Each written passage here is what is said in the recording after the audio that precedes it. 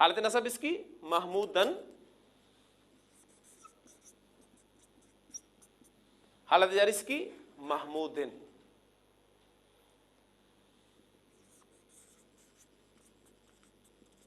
محمد صلی اللہ علیہ وسلم حالت نصب محمدن،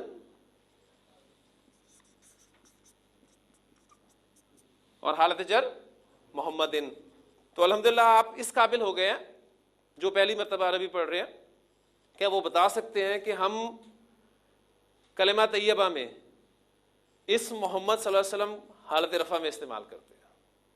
ہم جب اذان میں اسم محمد صلی اللہ علیہ وسلم کا ذکر کرتے ہیں تو وہ حالت نصب میں کرتے ہیں، اور درود شریف میں جب ہم اسم محمد صلی اللہ علیہ وسلم کا ذکر کرتے ہیں تو وہ حالت جر میں کرتے ہیں. اسم کے مختلف حالتوں میں رفع نصب جر، ان تین مختلف حالتوں میں ہونے کی مختلف وجوہات ہو سکتی ہیں. حالت رفع میں ہونے کی ایک بنیادی وجہ آپ کے سامنے آ چکی ہے کہ بلٹ ان حالت اس کی حالت رفع ہوتی ہے. حالت رفع میں ہونے کی اور بھی وجوہات ہوں گی، جیسے کہ فاعل کے طور پہ استعمال ہوگا تو حالت رفع میں ہوگا، مفعول کے طور پہ استعمال ہوگا تو حالت نصب میں استعمال ہوگا، اور نہ فاعل ہوگا نہ مفعول ہوگا تو اس کا تعلق کسی اسم کے ساتھ قائم کیا گیا ہوگا، یا کچھ حروف سے پہلے ایسے آئیں گے جو اس کو حالت جر میں لے جائیں گے، تب وہ حالت جر میں جائے گا. اب یہ جو تینوں ایگزامپلز میں نے آپ کو دی ہیں، کلمہ کی، اذان کی یا درود شریف کی، اس میں بات ایک ذہن میں رکھیے گا کہ لازمی نہیں ہے یہ کہ آپ کو جب بھی کوئی اسم حالت رفع میں ملے تو وہ فاعل ہی ہوگا. میں نے آپ کو بتایا کہ اسم کی تینوں حالتوں کی مختلف وجوہات ہو سکتی ہیں. ایک وجہ اس میں سے یہ ہے کہ استعمال ہوتا ہے تو حالت رفع میں استعمال ہوتا ہے. لہٰذا آپ اب اس کو اس کے ساتھ کنیکٹ کرنے کی کوشش کیجیے گا کہ لا الہ الا اللہ محمد رسول اللہ صلی اللہ علیہ وسلم میں محمد اسم جو ہے فاعل ہے، وہاں کوئی ڈیٹیل کا ذکر نہیں ہوا، ذہن میں رکھیے گا. وہاں صرف یہ بات ہے، ایک جملہ ہے کہ محمد صلی اللہ علیہ وسلم اللہ کے رسول. ٹھیک. اسی طرح حالت نصب میں جو قرآن میں آپ استعمال کرتے ہیں وہاں وہ مفعول کے طور پہ استعمال نہیں ہوا. یہ جو میں نے آپ کو بات کی ہے، پھر دہراتا چلوں کہ اسم کی مختلف اعرابی حالتوں میں ہونے کی مختلف وجوہات ہو سکتی ہیں. اس میں سے ایک وجہ آپ کو پتہ چل گئی ہے کہ فاعل کے طور پہ ہوگا حالت رفع میں، اور مفعول کے طور پہ ہوگا تو حالت نصب میں استعمال ہوگا. باقی وجوہات انشاءاللہ تعالیٰ وقت کے ساتھ ساتھ آپ کو پتہ چلتی چلیں گی. اور وہ جو میں نے بات آپ سے کل کہی تھی کہ آپ نے کمپیریزن اپنا ضرور کرتے رہنا ہے کہ کل آپ کو کیا معلوم تھا، آج آپ کے علم میں کیا اضافہ ہوا ہے. ہاں جی، اب میں کچھ مزید اسماء کی پریکٹس آپ کو کرواتا ہوں.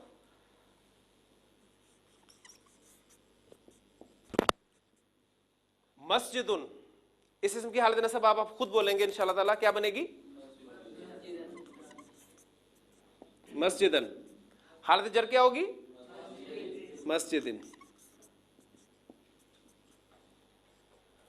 اب مسجد کا دروازہ ہوتا ہے جس طرح آپ کے کمرے کا ایک دروازہ ہے، تو دروازے کو عربی زبان میں بابن کہتے ہیں. بابن، یہ حالت رفع ہوگی. حالت نصب کیا ہوگی اس کی؟ بابن.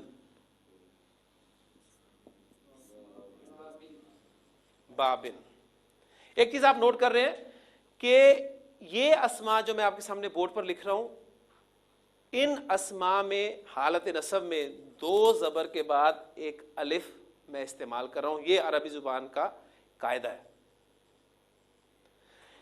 یہ 85% اسماء ہیں جو تین اعرابی حالتوں میں تین شکلیں اختیار کرتے ہیں.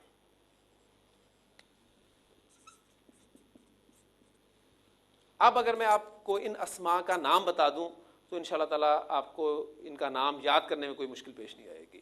ان اسماء کو جو کہ 85% ہیں، تین حالتوں میں تین شکلیں اختیار کرتے ہیں. منصرف اسماء کہا جاتا ہے. آپ نے منصرف کے معنی کیا ہیں اس کے چکر میں بھی نہیں پڑھنا. ٹرمز ہر سبجیکٹ میں استعمال کی جاتی ہیں اور ہم شاذ ہی ٹرمز کے معنی کے چکر میں پڑھتے ہیں، ہم بس یاد کر لیتے ہیں. میں نے طریقہ یہ اختیار کیا یہاں پر کہ پہلے آپ کو بات سمجھا دی جائے، بات سمجھانے کے بعد جب کنسیپٹ کلیئر ہو جائے تو پھر اس کا نام جو کہ ایک مشکل ٹرم میں آپ کے سامنے آئے گا وہ بتا دیا جائے تو اب آپ کے لیے یہ نام یاد کرنا مشکل نہیں ہوگا. بجائے اس کے کہ میں پہلے کہوں کہ اب ہم منصرف اسما پڑھیں گے تو وہ منصرف لفظ سنتے ہی ایک بوجھ سا ذہن پہ پہلے ہی آ جاتا ہے اور پھر بات اتنی جلدی سمجھ میں نہیں آتی. اب الحمدللہ آپ کو سمجھ میں آ گیا کہ عربی زبان میں 85% اسما ایسے ہیں جو 3 اعرابی حالتوں میں 3 شکلیں اختیار کرتے ہیں. ان کو منصرف اسما کہتے ہیں اور ان اسما کی ایک علامت ہے جس سے آپ انہیں پہچان لیں گے. علامت کیا ہے ان کی؟ ماشاء اللہ. ان اسما کی علامت ہے تنوین، چاہے 2 پیش آئیں، چاہے 2 زبر آئیں، چاہے 2 زیر آئیں. تو منصرف اسما کی علامت کیا ہے؟ تنوین. تنوین کن اسما کی علامت ہے؟ منصرف اسما کی تعداد کتنی ہے؟ 85% اسما کو کیا کہتے ہیں؟ 85% اسما 3 اعرابی حالتوں میں کتنی شکلیں اختیار کرتے ہیں؟ 3 اعرابی شکلیں اختیار کرنے والے اسما کی علامت کیا ہے؟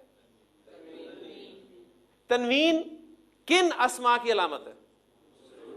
منصرف اسما کسے کہتے ہیں؟ وہ اسما جو 3 حالتوں میں 3 شکلیں اختیار کرتے ہیں اور ان کی علامت تنوین ہے. بالکل اسی طرح جس طرح ایک مومن بندے کی علامت نماز ہے. آپ نے منصرف اسما کو پہچاننا ہے تنوین سے اور ایک مومن بندے کو آپ نے پہچاننا ہے نماز سے. یہ ہو ہی نہیں سکتا کہ منصرف اسم پر تنوین نہ ہو اور یہ ہو ہی نہیں سکتا کہ بندہ مومن ہو اور نماز نہ پڑھے. نبی اکرم صلی اللہ علیہ وسلم نے فرمایا کہ نماز میری آنکھوں کی ٹھنڈک ہے اور آپ صلی اللہ علیہ وسلم نے فرمایا آخری وقت آپ صلی اللہ علیہ وسلم کی زبان مبارک پہ جو الفاظ تھے وہ کیا تھے؟ الصلاۃ الصلاۃ الصلاۃ، نماز نہ چھوڑنا. اب اگر دعویٰ ہے ہمارا مومن ہونے کا، مسلم ہونے کا، تو ذرا چیک کریں کہ علامت ہے. بہت ضروری. نماز کے بغیر بندہ جو ہے وہ مومن نہیں. اللہ تعالیٰ عمل کی توفیق عطا فرمائے. سبحانک اللہم و بحمدک، نشہد ان لا الہ الا انت، نستغفرک و نتوب الیک.